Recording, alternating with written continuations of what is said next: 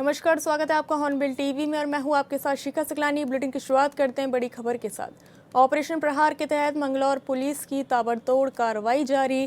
गिरोह बनाकर अपराध करने वालों पर पुलिस ने कसा शिकंजा। 2 गैंगस्टर अपराधियों को मंगलौर पुलिस ने धर दबोचा। गौकशी के मामले में लगातार चल रहे थे लिप्त। आपको बता दें कि मंगलौर पुलिस को बड़ी सफलता मिली है। गौकशी के मामले में फरार 2 गैंगस्टर को पुलिस ने धर दबोचा है। 2 गैंगस्टर अपराधियों को मंगलौर पुलिस ने गिरफ्तारी की है। गौकशी के मामले में दोनों लिप्त हैं।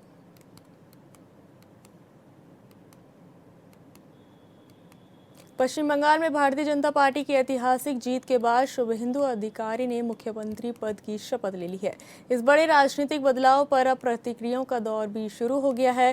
कांग्रेस प्रवक्ता सुजाता पॉल ने बंगाल के नए नेतृत्व पर निशाना साधते हुए कहा कि बीजेपी सोनार बांग्ला के मर्म को नहीं समझ सकती। सुजाता पॉल के मुताबिक बंगाल अपनी संस्कृति और विरासत की वजह से पहले से ही सोनार है, बस उसे सही नजरिए से समझने की जरूरत है। उन्होंने तंज कसते हुए कहा कि बीजेपी केवल नारों की राजनीति करती है, जबकि बंगाल की असल पहचान वहां की जनता की रूह में बसती है।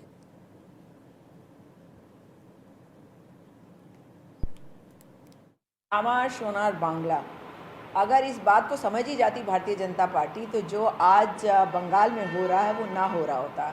एसआईआर के माध्यम से 90 लाख लोगों के नाम हट जाना, फिर 27 लाख लोगों के नामों पर कोई डिसीजन नहीं आना ट्रिब्यूनल के द्वारा, ये बता रहा है कि चोरी का मैंडेट है। मगर फिर भी लोकतंत्र में जो मुख्यमंत्री बना उनको बधाई है और उम्मीद है कि जो अति मची हुई है, उनके तो खुद जो पीए थे उनकी हत्या हो गई, इसलिए अब वो स्थितियों को संभालने की दिशा में काम करेंगे और प्रधानमंत्री के पपेट बन के, कठपुतली बनकर काम नहीं करेंगे, क्योंकि बंगाल सोनार ही है, बस उसको समझने की ज़रूरत है। क्योंकि उसकी संस्कृति, उसका संस्कार अगर अपने में ले ले प्रधानमंत्री तो शायद आमार सोनार बांग्ला बनाएंगे, ये ना कहेंगे कि आमार सोनार बांग्ला को और बेहतर बनाएंगे। सेना में अग्निवीर भर्ती योजना के खिलाफ उत्तराखंड कांग्रेस के पूर्व सैनिक विभाग के प्रदेश अध्यक्ष कर्नल राम रतन नेगी के नेतृत्व में राज्यव्यापी आंदोलन का चौथा चरण 9 मई को पूरा हो गया।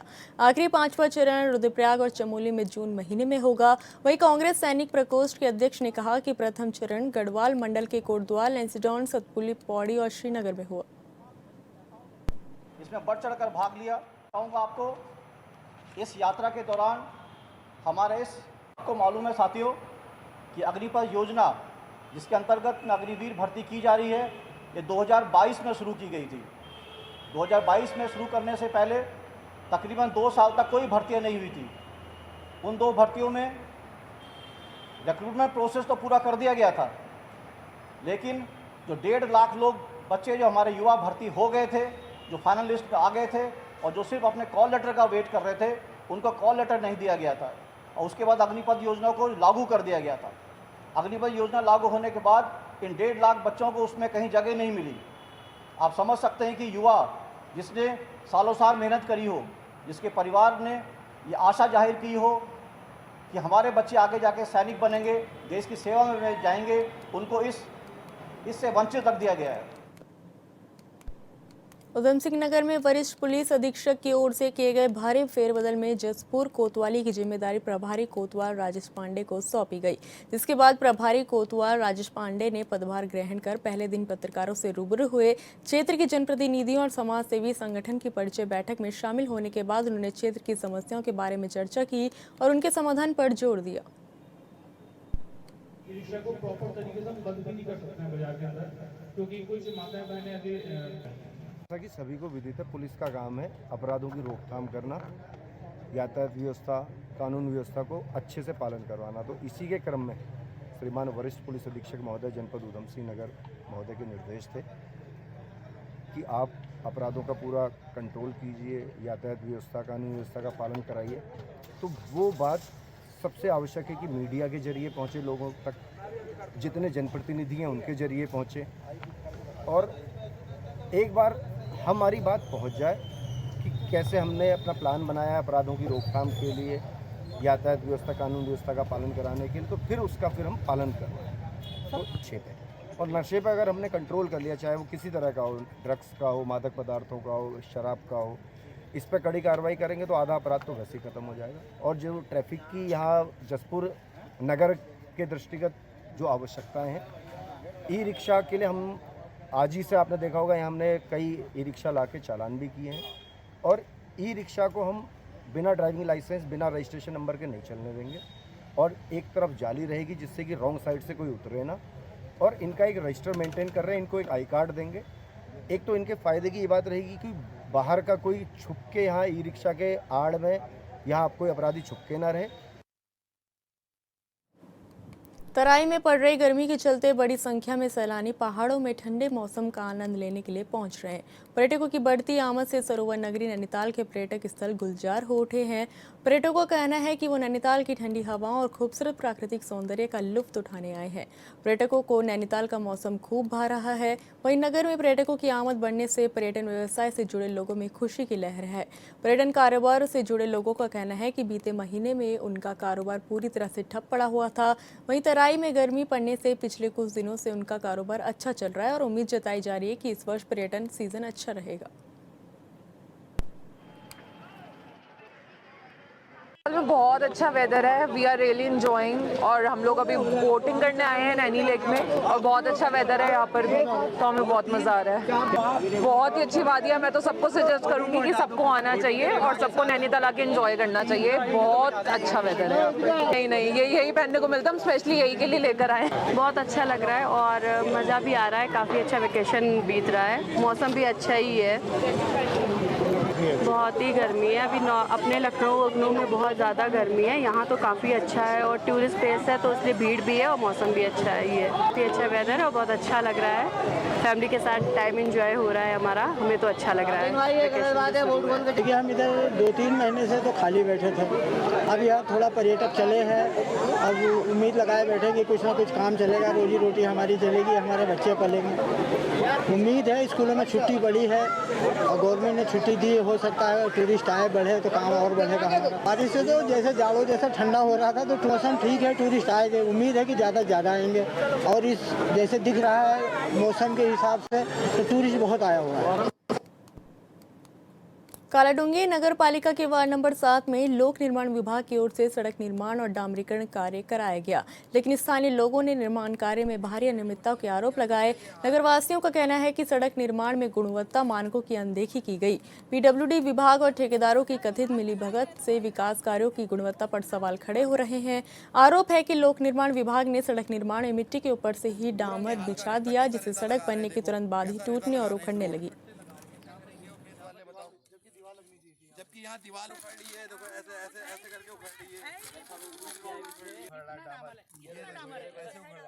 ऐसे उखड़ जा रहा है, देखो हरानी नहीं हुआ है और पूरी उखड़ रही है, पूरी लग गई है और टेढ़ी मेढ़ी होने। वार्ड नंबर 7 हुड़का चौड़ की रोड है, ये पहली बार बनी हुई है ये, और इसकी हालत ये है कि इसमें बिल्कुल ये इस तरीके से बनाई गई है, इसमें कुछ पड़ा ही नहीं है माल मसाला उल्टा, और इसमें दीवारें नहीं, इसमें दोनों तरफ से दीवारें भी नहीं लगी, आधी में तो ये दोनों तरफ दीवारें लगी हैं, आधी में उधर को दीवारें नहीं लगी है इसमें दोनों साइड, बस खाली बना के इनने दिखा दी है, बस हो गया। ये रोड को अभी बने हुए 15-20 दिन भी नहीं हो रहे हैं, इसमें घास जम गई है और ऊपर से एक रद्दा इन्होंने ईंट की, रोड गहरी है करके इन्होंने एक रद्दा ईंट का उखेड़ भी दिया है। इसमें घास भी जमी हुई है और उखड़ने भी लग गई है, जगह जगह से उखड़ने भी लग गई है। और हमने कितने बार जे साहब को फ़ोन कर दिया है, कितने बार शिकायत कर दी है, कोई देखने आता नहीं है यहाँ पर, कोई कार्रवाई नहीं हो रही, ना ठेकेदार आता है ना जे आता है, कोई कार्रवाई नहीं हो रही है। अभी घोड़ा उखड़ जा रहा है, वो पुलिया ऐसी बना दी तोड़ ताड़ के बिल्कुल, और पानी ने माल डाल रखा कुछ,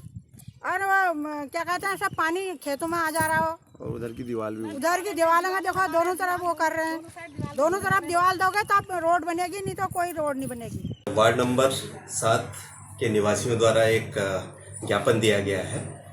वार्ड नंबर 7 हुड़किया चौक के पास में जो पीडब्ल्यूडी के द्वारा सड़क का निर्माण किया जा रहा था, इसमें बताया गया है कि ये सड़क लगभग 20 दिन पहले बनाई गई थी और उस सड़क का क्षतिग्रस्त होना बताया गया है, जिसमें उनके द्वारा आरोप लगाया गया है कि जो ये पेंटिंग की गई है वो कच्ची है और वो उखड़ रही है। तो उसकी मेरे द्वारा संज्ञान लिया जा रहा है और तहसीलदार कालाडूंगी से मैं इसकी जांच करवाऊंगा जांच के उपरांत इसमें जो भी यथोचित कार्रवाई होगी वो अमल में लाएगी। उत्तराखंड में वक्फ बोर्ड की 2100 से ज़्यादा संपत्तियां हैं, लेकिन कई संपत्तियों को लेखा जोखा अब तक पोर्टल पर अपलोड नहीं किया गया। जो वक्फ संपत्तियां केंद्र सरकार के उम्मीद पोर्टल पर दर्ज नहीं होंगी, उन्हें अवैध कब्जे की श्रेणी में मानते हुए सरकार अपने अधीन लेने की कार्रवाई कर सकती है और इसे लेकर अब राजनीति हो रही है।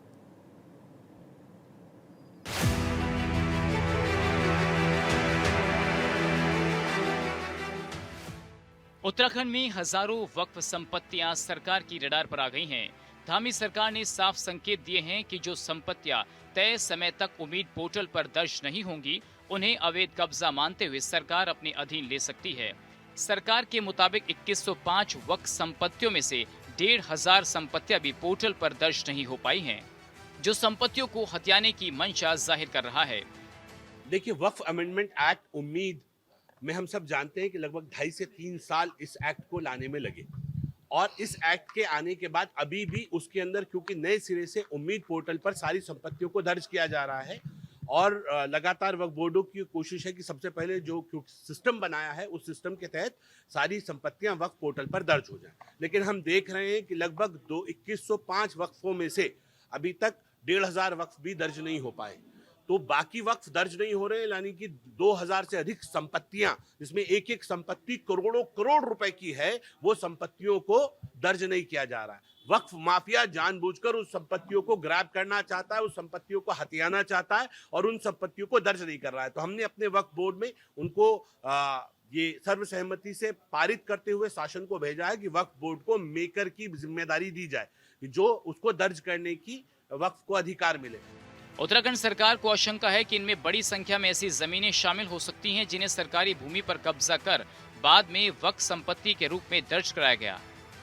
दरअसल केंद्र सरकार ने देश भर में वक्फ संपत्तियों के डिजिटलीकरण और पारदर्शिता सुनिश्चित करने के उद्देश्य से उम्मीद पोर्टल शुरू किया है।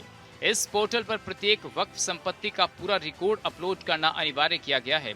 इसमें वक्फनामा, खसरा खतौनी, स्वामित्व संबंधी दस्तावेज, सीमांकन और अन्य राजस्व अभिलेख दर्ज किए जाने हैं ताकि स्पष्ट हो सके कि संबंधित भूमि वास्तव में वक्फ की है या नहीं। उत्तराखंड सरकार अब इसी प्रक्रिया को आधार बनाकर वक्फ संपत्तियों की जांच में जुट गई है। मैंने ये निवेदन किया है माननीय मुख्यमंत्री से भी कि सबकी जांच कराई जाए, वक्फ बोर्ड कितने केस हारा है, क्योंकि वक्फ बोर्ड सेटिंग वेटिंग कर जानबूझ के हारता है। अगर आपके पास कागज नहीं थे तो वक्फ में दर्ज कैसे की, और अगर वक्फ में दर्ज थी और आपके पास पेपर्स थे तो आप ये बताएं कि वो संपत्ति फिर आप हारे क्यों, और हारने की इतनी जल्दी कैसे है कि सिविल के मैटर्स तो कई कई साल चलते हैं। आप एक साल के अंदर निचली अदालत, हाई कोर्ट और सुप्रीम कोर्ट की डबल बेंच भी हार जाते हैं। ये हारने का जो रिकॉर्ड बनाया है वक्फ बोर्ड ने, ये अपने आप में उसकी कार्यशैली पे सवाल खड़ा करता है। हमारा मानना है कि आज भी लगातार वक्फ की संपत्तियों पर कब्जे हो रहे हैं, लगातार वक्फ माफिया सक्रिय और संपत्तियों को दर्ज नहीं कर रहा है। तो ऐसे लोगों के खिलाफ मेरी माननीय मुख्यमंत्री जी से वार्ता हुई है, बहुत सख्त है। अब अल्पसंख्यक कल्याण मंत्री माननीय खजानदास जी से मेरा डिस्कशन हुआ है, उन्होंने कहा है बिल्कुल छोड़ना नहीं है जो अवैध तरीके से कब्जा करके बैठे, ये गरीबों का हक है। जिलावार आंकड़ों पर नजर डालें तो हरिद्वार सबसे संवेदनशील जिला बनकर सामने आया है। यहाँ करीब 350 से अधिक ऐसी संपत्तियां चिन्हित की गई हैं जिनका ब्यौरा उम्मीद पोर्टल पर दर्ज नहीं किया गया है। देहरादून में भी 188 संपत्तियों का रिकॉर्ड गायब है। वहीं अल्मोड़ा जैसे पहाड़ी जिले में भी 14 संपत्तियां ऐसी मिली हैं जिनका कोई विवरण पोर्टल पर उपलब्ध नहीं है। सरकार की नजर अब विशेष रूप से इन संपत्तियों पर टिक गई है। मुसलमान भी इस भारत का हिस्सा है, इस प्रदेश का हिस्सा है, इस देश का हिस्सा है, तो इसकी संपत्ति भी जो वक्फ की संपत्ति है वो प्रदेश की संपत्ति है, देश की संपत्ति है, और इसलिए इस संपत्ति के ऊपर अब आपको अच्छे स्कूल, कॉलेजेस, हॉस्पिटल बनते हुए नजर आएंगे जो समाज के काम आएंगे, और किसी कीमत पर भी किसी भी भ्रष्टाचारी को छोड़ेंगे नहीं। धामी सरकार का बुलडोजर अब वक्फ बोर्ड की अवैध कब्जेधारकों पर गरजने के लिए तैयार है। धामी सरकार का एक्शन अब आपको बहुत जल्द देखने को मिलेगा। इधर कांग्रेस प्रदेश प्रवक्ता शिषपाल सिंह बिष्ट ने कहा कि सरकार ने वक्फ संपत्तियों के रिकॉर्ड को ऑनलाइन करने का फैसला तो लिया, लेकिन 1.5 साल बीतने के बाद भी पोर्टल उम्मीद के मुताबिक काम नहीं कर पा रहा है और रिकॉर्ड सही तरीके से दर्ज नहीं हो रहे हैं। बिष्ट ने आरोप लगाया कि चुनावी साल में ही सरकार को ऐसे मुद्दे याद आते हैं, जबकि पिछले कई वर्षों से प्रदेश में भाजपा की सरकार है। उन्होंने कहा कि वक्फ संपत्तियों के संरक्षण, विकास और जन उपयोग के लिए सरकार को ठोस कदम उठाने चाहिए। केवल बयानबाजी से काम नहीं चलेगा। वक्फ बोर्ड के अंतर्गत उम्मीद पोर्टल पर वक्फ संपत्तियों को दर्ज किए जाने का सरकार ने फरमान जारी किया था, लेकिन कहा जा रहा है कि साल 1.5 साल बीतने के बाद भी उम्मीद के मुताबिक उम्मीद पोर्टल काम नहीं कर पा रहा है। उस पर वक्फ संपत्तियों का रिकॉर्ड उस हिसाब से दर्ज नहीं हो पा रहा है। क्यों नहीं हो पा रहा है, इससे गुरेज क्यों किया जा रहा है?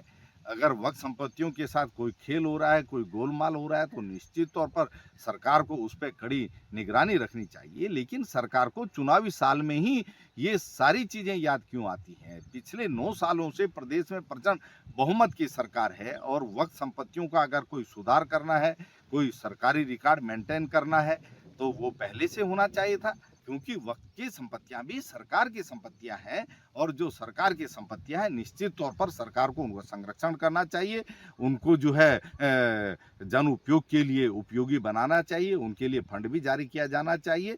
लेकिन सरकार बयानबाजी से बाहर निकले तभी जो है वक्फ का विकास भी होगा और लोगों को इसका लाभ भी मिलेगा। देखते हैं, सरकार केवल बयानबाजी तक सीमित रहती है या वक्फ के लिए, वक्फ की संपत्तियों के लिए कोई ठोस जो है नीति लेकर के आती है। उत्तराखंड सरकार एक तरफ जहां मदरसों की जांच कर रही है तो दूसरी तरफ वक्फ संपत्तियों पर भी सरकार की नजर है और इसे लेकर धामी सरकार अब बुलडोजर एक्शन की तैयारी में है।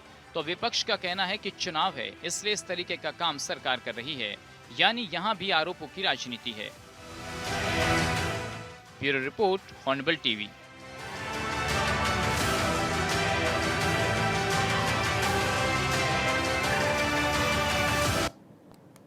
उत्तराखंड और यूपी में 2017 से ही बीजेपी की डबल इंजन वाली सरकार है और दोनों राज्यों के मुख्यमंत्री पार्टी के स्टार प्रचारक हैं। बंगाल में यूपी के सीएम योगी आदित्यनाथ और उत्तराखंड के सीएम पुष्कर सिंह धामी ने भी चुनाव प्रचार किया था। दोनों दिग्गजों ने जहां जहां जनसभा या रोड शो किया, वहां पार्टी प्रत्याशियों की जीत हुई और अब अगले साल यूपी और उत्तराखंड में विधानसभा का चुनाव होना है।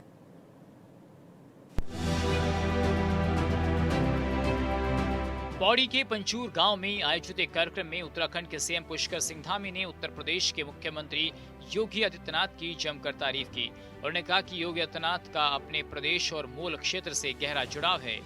योगी आदित्यनाथ ने उत्तर प्रदेश में सशक्त कानून व्यवस्था स्थापित की है और बुलडोजर बाबा के नाम से उनकी पहचान अब बंगाल तक पहुँच चुकी है। आज उत्तर प्रदेश की जो आपका मॉडल है, उसकी गूंज सभी जगह सुनाई देती है। अभी हाल ही में जो बंगाल चुनाव के नतीजे आए हैं, आप सबको पता है, देश की आजादी के बाद पहली बार बंगाल पूरा भगवामय हो गया और उन नतीजों के बाद मैं कुछ मीडिया की रिपोर्ट देख रहा था। उसमें एक रिपोर्ट में आ रहा था कि बाबा का बुलडोजर बंगाल में भी हिट हो गया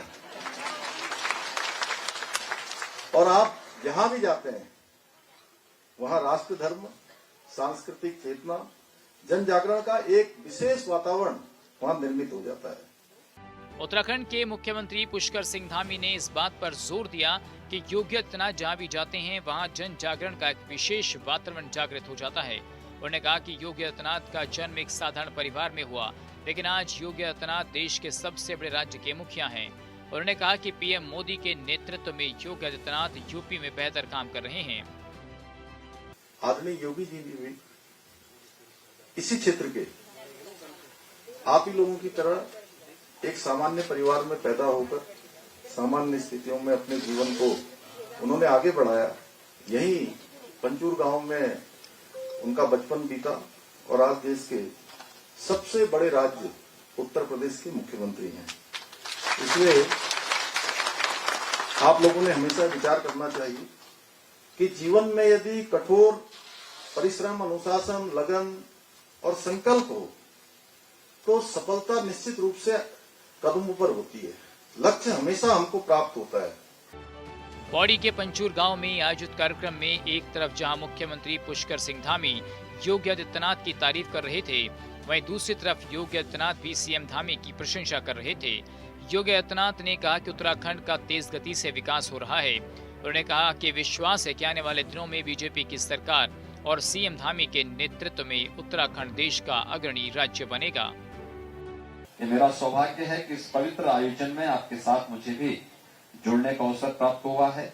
मैं एक बार फिर से आप सबको इस पूरे कार्यक्रम की हृदय से बधाई देता हूं, अपनी शुभकामनाएं देता हूं और विश्वास करता हूं कि श्री हरि विष्णु उत्तराखंड की समृद्धि में जो योगदान उत्तराखंड की सरकार कर रही है, निरंतर उसे विकास के नए पथ पर आगे बढ़ाने का कार्य कर रही है। यह विकास की प्रक्रिया निरंतर आगे बढ़ करके उत्तराखंड को देश के समृद्धतम राज्यों की श्रेणी में ला करके खड़ा करने में सफल होगी।